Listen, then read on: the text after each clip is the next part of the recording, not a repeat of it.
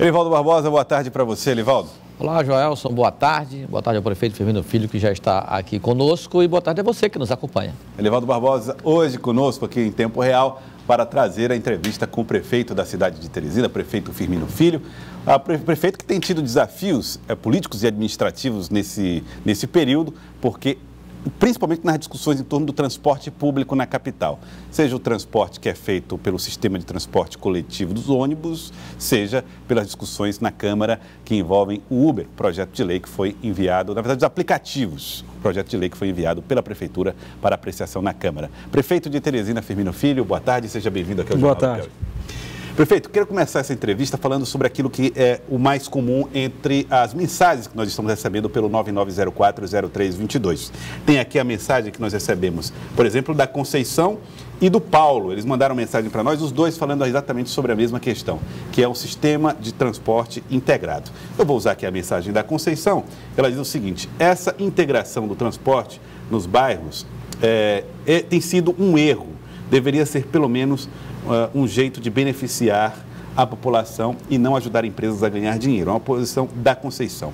Prefeito Firmino Filho, tem sido comum esse tipo de reclamação? Como é que a Prefeitura tem trabalhado para fazer com que a população sinta os benefícios do Integra? Basicamente, nós temos um grave problema de mobilidade urbana na cidade de Teresina, junto com um problema de transporte coletivo. Para isso, para enfrentar esse desafio, é que foi planejado em 2009 um plano de mobilidade urbana que projetava esse sistema Integra. E nós, nos últimos 4, 5 anos, nós buscamos os recursos e fizemos as obras necessárias para que esse sistema fosse implementado. O sistema tem 3 objetivos: fazer com que nós possamos andar mais rápido no transporte coletivo, fazer com que nós possamos ter mais qualidade, especialmente com ar-condicionado e com ônibus maiores, e fazer com que nós possamos evitar os aumentos de custos nesse sistema, que tem onerado tanto o sistema ao longo das últimas décadas. Então, é fundamental dizer que nós estamos adotando em Teresina um sistema amplamente utilizado no mundo. São mais de 163 cidades médias e grandes no mundo que se utilizam desse sistema BRT, que aqui na cidade de Teresina é chamado de Integra. E é importante perceber que na sua implementação, que começou na Zona Sul, nesse primeiro semestre, nós tivemos várias dificuldades. E esses problemas aparecem por quê? Porque nós temos uma mudança no modelo, na formatação das linhas de ônibus. Então, existe uma mudança por parte das empresas, existe uma mudança por parte do próprio gerenciamento da SC-Trans, e existe também, em segundo lugar, em que é importante, uma mudança no comportamento dos próprios usuários do sistema de transporte coletivo. Então, nessa primeira implementação, nós já detectamos vários problemas foram corrigidos, outros tantos estão sendo corrigidos ainda, e estamos agora na segunda fase, colocando a região sudeste. Na região sudeste, por exemplo, nós superamos alguns problemas que foram detectados na região sul. É um processo de aprendizado. E acredito que, da mesma forma que nós estamos aprendendo na região sul, na região sudeste, à medida que chegar à região leste, no primeiro semestre do próximo ano, e chegar à região norte, no segundo semestre do ano de 2019, nós vamos completar o sistema e vamos ter o sistema em plena operação até o final do ano que vem. É fundamental perceber que nós estamos trabalhando para a construção de um sistema melhor. Ele tem problemas, claro que tem problemas de implementação, mas da parte da Prefeitura nós estamos buscando trabalhar para que ele de fato agilize, para que ele de fato qualifique e evite aumento de custo ao longo do tempo para o usuário. O senhor acredita que é mais o hábito do teresinense?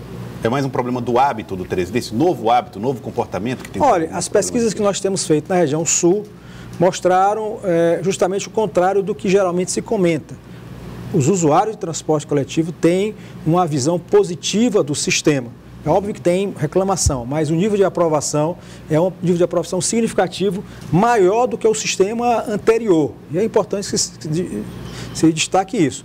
O nível de aprovação do novo sistema, apesar dos problemas de implementação, é um nível de aprovação superior ao do sistema anterior. Basta falar, por exemplo, da questão dos abrigos de ônibus, dos corredores com ar-condicionado, protegendo da chuva. Basta falar dos ônibus maiores, os ônibus troncais com ar-condicionados. Então, alguns problemas persistem, como, por exemplo, a necessidade de catracar nos terminais da Zona Sul, que, por exemplo, foram superados na Zona Sudeste e que vão ser corrigidos também na Zona Sul.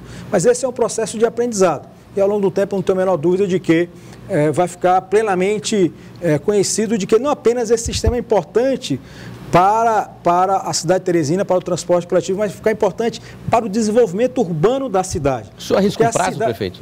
O senhor arrisca um prazo, assim, olha, na etapa norte, esses problemas estarão superados? Não, eu acredito que nós vamos chegar no final do ano que vem com todo o sistema implementado e a cidade conhecendo o sistema e a cidade sabendo, né, de como utilizar o sistema e a cidade reconhecendo que o sistema avança em relação ao sistema anterior.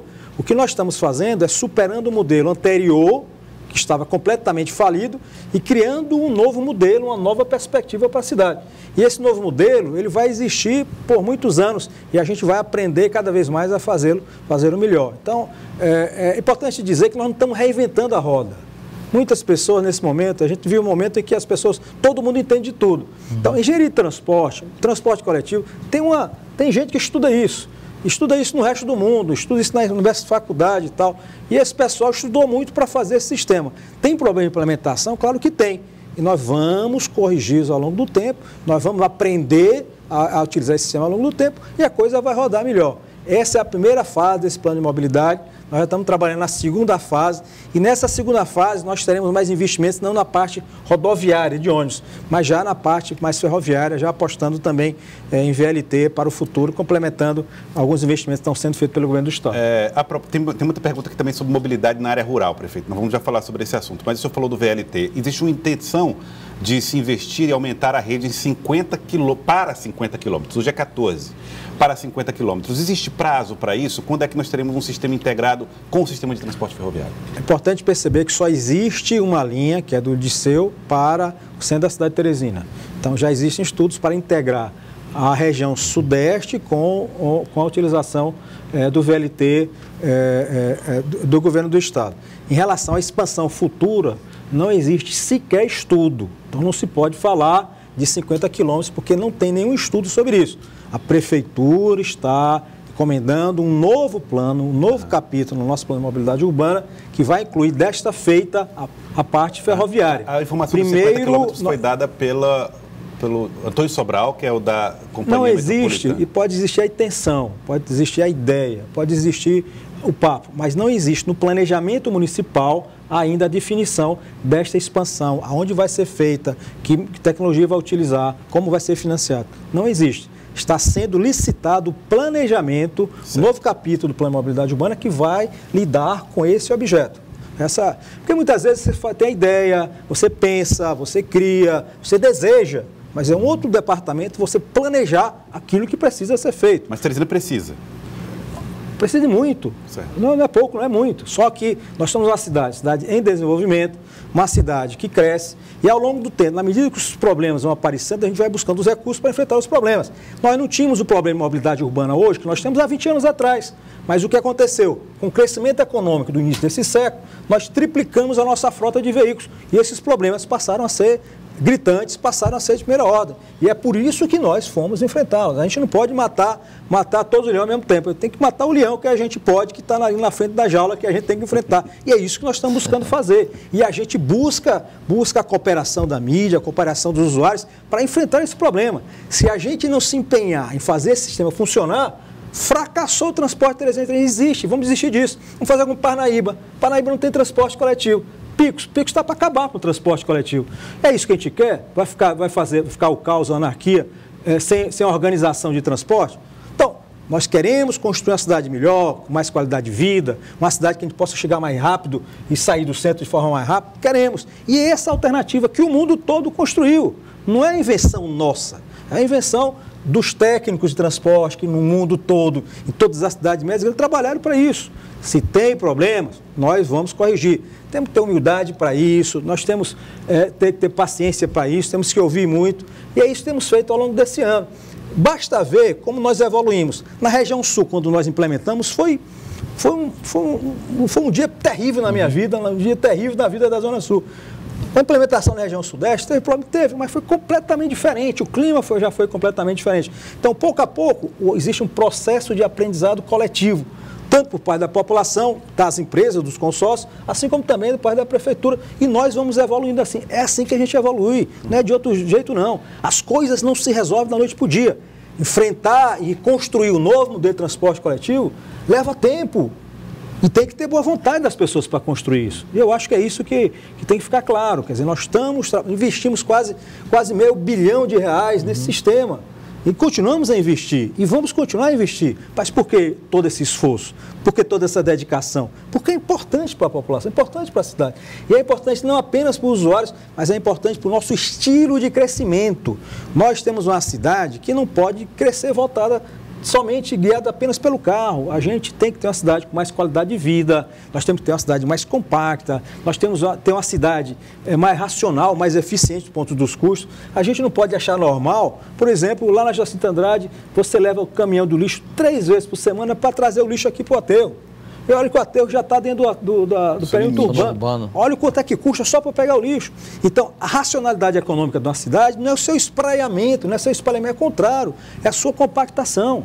E se a gente continuar a deixar a cidade se expandir do jeito que ela está indo, daqui a pouco tem cidade até Demerval Lobão, até Altos, até Zé de Freitas, União. E como é que nós vamos pagar? Inclusive já congelou. Como é que nós vamos investir? Como é que nós vamos manter os serviços nessa cidade desse tamanho? Então, é fundamental que a gente reveja o nosso estilo de crescimento econômico, que tenha uma cidade mais compacta, uma cidade que utilize melhor as estruturas que ela já tem. E é por isso que nós estamos debatendo agora o novo plano diretor da cidade, o plano diretor de ordenamento territorial, que tem justamente essa visão de fazer a construção da cidade em cima dos corredores, em cima das centralidades que já existentes, em cima de onde já tem a infraestrutura.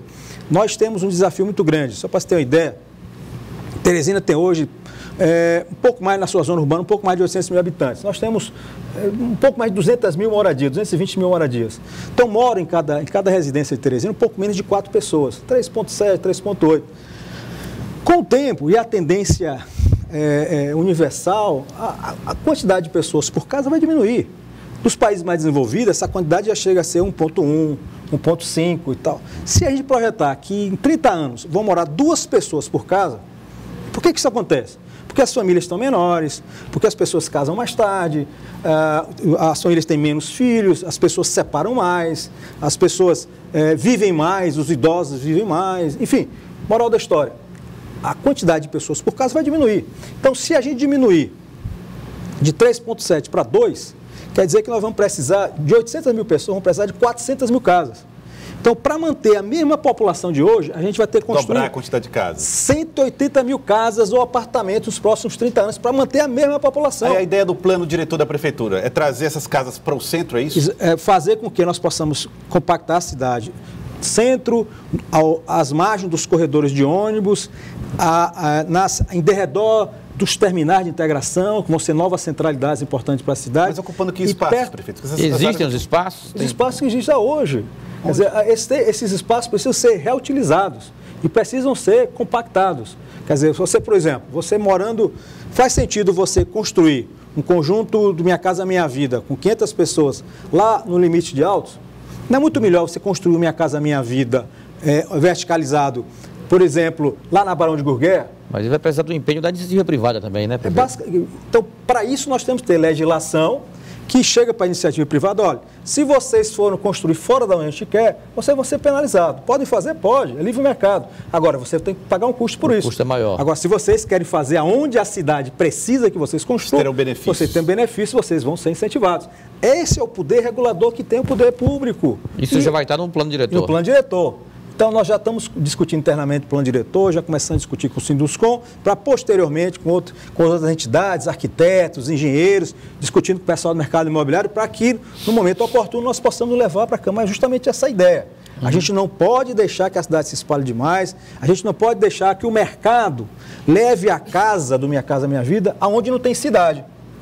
Porque o mercado leva onde tem terreno barato, mas onde tem terreno barato, não tem cidade. Aí depois vai ficar o poder público para construir a cidade em derredor da casa que foi construída e aquele trabalhador que lá trabalha vai pagar com o seu tempo de vida um imposto absolutamente absurdo, de 1 hora, 1 hora e meia de deslocamento para o centro, 1 hora, 1 hora e meia do centro de volta para casa. Então, 2, 3 horas por dia.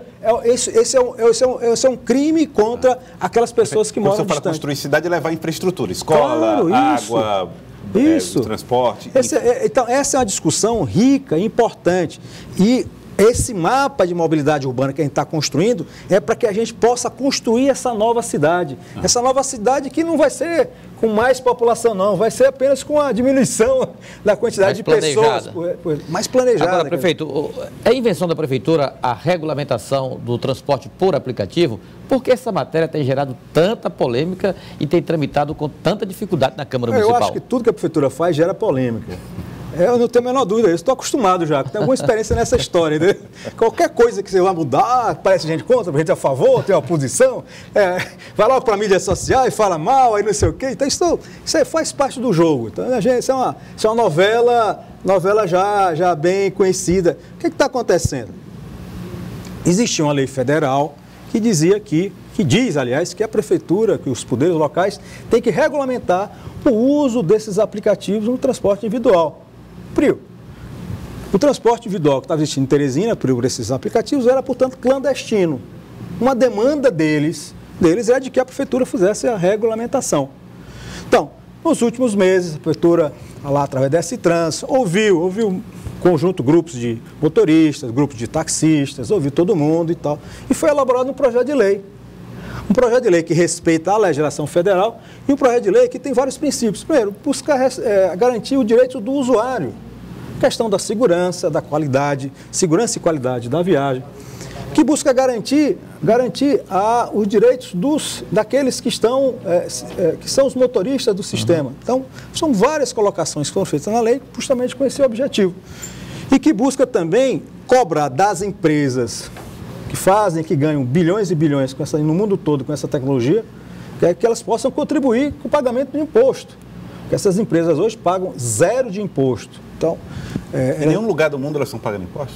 Não, onde não existe regulamentação, não pagam. Aqui em Teresina, por exemplo, eles cobram 25% dos motoristas e pagam 0 de imposto na prefeitura e no estado. Então, são absolutamente, não taxadas. Então, a moral da história. Era uma forma de regularizar, garantindo segurança para os passageiros, garantindo estabilidade para os motoristas e, ao mesmo tempo, fazendo com que essas empresas que ganham milhões e milhões, de forma mais fácil do mundo, sem investir em um pneu, num motor, sem investir num freio, ganham milhões e bilhões só com tecnologia. Então, botar essas empresas para pagar e, portanto, para contribuir para a cidade. O novo projeto prevê cobrança de imposto? Exatamente. Então, em cima das empresas. Então, nós levamos esse projeto para a Câmara e, quando se destampou, mais uma crise, mais uma polêmica. Vão acabar com tudo, vai morrer o mundo. Não é isso. Nós queremos regulamentar, estabelecer critérios. Aí teve uma confusão muito grande, mídia social. Aí várias pessoas mandaram, é um absurdo que você está fazendo e tal. Olha, vamos discutir com racionalidade. Nesses tempos modernos, eu só peço uma coisa, racionalidade. A gente precisa discutir com razão. Uhum. Eu acho, eu penso, parece, isso não existe. A razão é que nos faz evoluir. A gente saiu de cima da árvore porque a gente utilizou a razão, a cabeça, o cérebro. Tem que parar para pensar nas coisas. O que é que você está me criticando? Não, porque não sei o que. Olha, o que você está dizendo não está no projeto de lei. Se tiver no projeto de lei, me diga quais são os pontos que estão no projeto de lei que você discorda. Então, a prefeitura vai concordar com as emendas que estão sendo feitas? Moral da história. Aí vocês estavam se opondo a um projeto que não conhecia. Que não existia. Tá. Aí, moral da história. Houve uma reunião na Câmara, na semana passada, 11 pontos polêmicos. Isso. Dos 11 pontos, 8 pontos resolvidos. Tem 3 pontos que estão em aberto. 3. De toda essa confusão toda, de toda essa parafernália, de todas essas mensagens de WhatsApp, 3 pontos. Quais são os 3 pontos? Olha só. Primeira coisa, a placa do carro. Placa do carro. O que é que o projeto de lei diz? Placa do carro tem que ser de Teresina. Por que ele diz isso? E eu concordo que seja de Teresina. Por quê? Olha, se a placa é de Teresina, o cabo vai pagar em PVA aqui, vai pagar as taxas do Detran aqui. Se não é de Teresina, ele vai pagar a taxa no outro lugar, vai pagar o IPVA no outro lugar, e o cabra lá no que nós estamos usando o sistema, vamos estar pagando, mandando dinheiro para fora de Teresina, para fora do Piauí. Isso faz sentido? Especialmente no estado pobre como o nosso? Não é razoável. Não faz sentido. Aí havia argumentação, não, mas tem gente que já está utilizando carro de fora. Dá um tempo para que o cara possa se adequar. Ah, mas a locadora de carro só traz carro de fora. Doutor, vamos botar a locadora para botar carro de Teresina. Por que não bota carro de Teresina? Só pode ser carro de Minas Gerais? Ah, porque lá tem isenção. Doutor, eles têm que pagar o imposto como em qualquer lugar. É obrigação da locadora pagar seu imposto. Então, forçar locadoras a pagarem o IPVA aqui para o Piauí, pagar as taxas aqui do nosso estado. Por que nós vamos jogar o dinheiro para fora? Por que nós vamos rasgar o dinheiro e dar para os outros? Não faz sentido, faz. Esse é o primeiro ponto. Segundo ponto, a história do tempo do carro. Lá está 6 anos. Moço, qual a dificuldade de ser 7, 8? Ah, não, tem carro que tem 9. Moço, dá 2 anos para se adequar. Então, não é um ponto crucial. Por que tanta polêmica de 1, 2 anos? Quer dizer, os carros em uso têm que ter 6 anos de uso, não podem ser carros velhos. Na prática, o objetivo da lei é evitar que motoristas de Uber usem carros antigos. Claro, velhos, você pedir um Uber e de repente chegar um carro lá completamente acabado. Então, é necessário que a gente possa fazer um mínimo de regulamentação. Então, mas se 6 é pouco, você quer fechar com 8, 7 anos? Então, negociar. Não tem... É a quantidade também. É um problema crítico isso? Claro que não. Problema facilmente resolvido. E o terceiro ponto? O terceiro ponto, a limitação. Muitas pessoas estão falando mal da limitação e não leram o que está no projeto de lei. Repito mais uma vez. Muita gente está dizendo, vão ficar poucos. 2.000. Todo mundo fala, vai ficar 1.500, vai ficar 2.000, 2.500, é pouco, é pouco. Ninguém sabe o que é pouco, nem muito, porque a lei não estabelece nenhum número.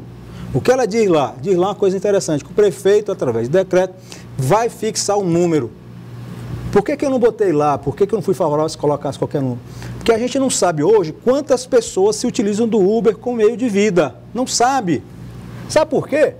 Porque é muito simples. A Uber nunca compareceu a nenhuma reunião da prefeitura, nunca compareceu a nenhuma reunião, nenhuma audiência pública da Câmara de Vereadores, nunca compareceu a nenhuma reunião na S-Trans. A Uber nunca sequer respondeu uma carta da prefeitura.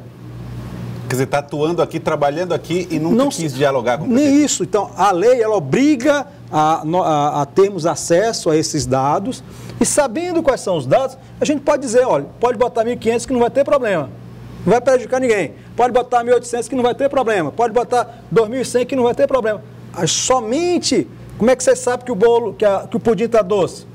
Comendo o pudim. Sem comer o pudim, doutor, você não sabe a quantidade de açúcar que tem lá. Então, hoje, não se sabe quantas pessoas vivem de Uber na cidade de Teresina. Aí o cara diz, mas 3.500 estão cadastrados. Cadastrado pode ter 20.000, mas que de fato sobrevive de forma rotineira, ou semanalmente, ou diariamente, não se sabe. A resposta mais correta é isso. E nós temos que admitir essa ignorância. E só podemos fixar o número depois de nós sabermos qual a quantidade de pessoas que, para não prejudicar aqueles que já estão se utilizando. Então, quando se diz, olha, vai prejudicar quem comprou o carro, não é verdade. Não é verdade. Só se pode afirmar isso depois de saber quantas pessoas se utilizam e, ao mesmo tempo, depois do decreto do prefeito fazer a fixação. Algumas pessoas, não, fixa logo na Câmara, bota logo 2.000, bota logo 2.500, bota lá 1.800, bota lá 1.500. Eu particularmente acho Por quê? Quando se fixa na Câmara o número na lei, vai ser muito mais difícil mudar depois. Tem que ser outra lei. Vai ter outra lei, vai ser outra polêmica. Pode crescer. Exatamente. Então, o que acontece? O que vai acontecer? Se fixarem, sem saber quantas pessoas hoje vivem de Uber, vocês podem estar fazendo uma grande justiça ou pode também estar botando um número grande demais que não vai ser observado.